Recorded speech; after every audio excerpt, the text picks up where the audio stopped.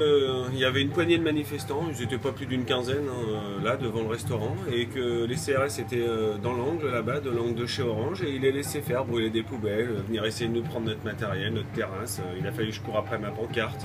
C'est pas à moi de faire ça normalement. Moi je suis pour rien, je voulais juste travailler, donc il a fallu qu'on plie nos terrasses, qu'on rentre les clients, qu'on protège tout notre matériel, nos biens. On a eu des fenêtres un peu abîmées parce que c'était un peu la panique. Après ça s'est bien fini, certes, ça se finit bien, mais à chaque fois nous on se retrouve coincés. Oui. Le 22 février. Ouais, alors là non, parce que là ils avaient bien sécurisé le samedi, là, ils avaient bien sécurisé. Mais quand c'est fait vite fait comme ça, les petites manifs en général c'est toujours les mêmes. En plus ils les connaissent, c'est toujours les mêmes. Ah bah les clients sont rentrés de toute façon, même les gens qui ne mangeaient pas sont rentrés là parce qu'ils étaient là dans l'angle avec des barres de fer, ils tapaient, ils ont mis le feu à une poubelle. Ils tapaient quoi? Ils tapaient les barres de fer par terre. Et ça c'est... Ils provoquaient les CRS qui étaient là-bas dans l'angle. Ils ont fait exploser une bombe là-bas dans la rue, un peu plus loin, une espèce de bombe agricole je pense, là, les trucs qui explosent bien fort. Là. Mais la police serait intervenue, est-ce que ça aurait pas été pire? Ils ont joué au chat à la souris pendant 2 heures après, alors... Est-ce qu'on, je sais pas, en les chopant tout de suite, peut-être qu'ils n'étaient pas si nombreux que ça, les casseurs. Les casseurs, je dis bien, pas les manifestants. Ils n'étaient pas si nombreux que ça? Là, ils étaient 15, à tout casser, ils étaient 15. On se sent plus en sécurité, on se sent pas en sécurité. Sur des coups comme ça, quand ils bougent pas, on se sent pas en sécurité. Il faut qu'on fasse le travail nous-mêmes, il faut qu'on protège nos biens et nos terrasses, ce qui est quand même pas normal.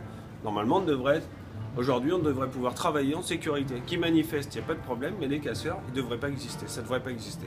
Devrait être un petit peu plus cadré les casseurs. Ils annoncent des manifs le samedi. Le samedi, c'est les seules journées aujourd'hui, en ce moment, à la période où on vit, où on peut vraiment faire du commerce.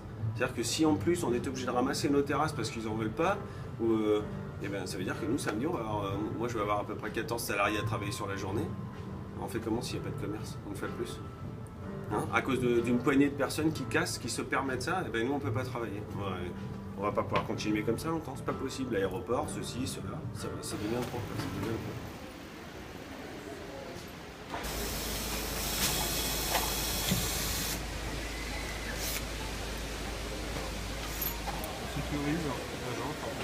Ouais, mais vous changez pas la vitre Non, déjà faut les commander les vitres. Ouais. Faut déjà qu'ils le fassent, on va pas les monter. D'accord. C'était arrivé ça déjà par le passé? Bon, bah oui, on a un an quand ça arrive. Ça arrive de temps en temps. Il y a des manifestations qui tournent mal. Ouais. Voilà. Ça vous a pas plus étonné que ça? Non, pas vraiment. Ce matin, en écoutant la radio, j'ai entendu des informations, mais je ne m'attendais vraiment pas à voir ces dégâts-là en arrivant à la boutique. Et j'ai été très surpris en voyant les dégâts ce matin. On voit la boutique effectivement. J'ai une vitrine qui est un peu mal endommagée. J'ai 2 impacts en fait de pavés. Nous, une boutique complètement indépendante, donc on n'a rien à voir avec l'écologie de l'énergie. J'ai pas compris le lien en fait qu'il peut y avoir entre leur cause et notre boutique. Elle est censée blinder, alors on voit bien qu'il y a un impact, mais quand on touche, il n'y a pas, on sent rien. Nous, on vient de faire le nécessaire pour que quelqu'un vienne réparer notre vitrine, parce que du coup, j'ai cru comprendre qu'il y avait peut-être des autres manifestations ce soir. Alors je suis pas au courant. Vous êtes au courant ou pas?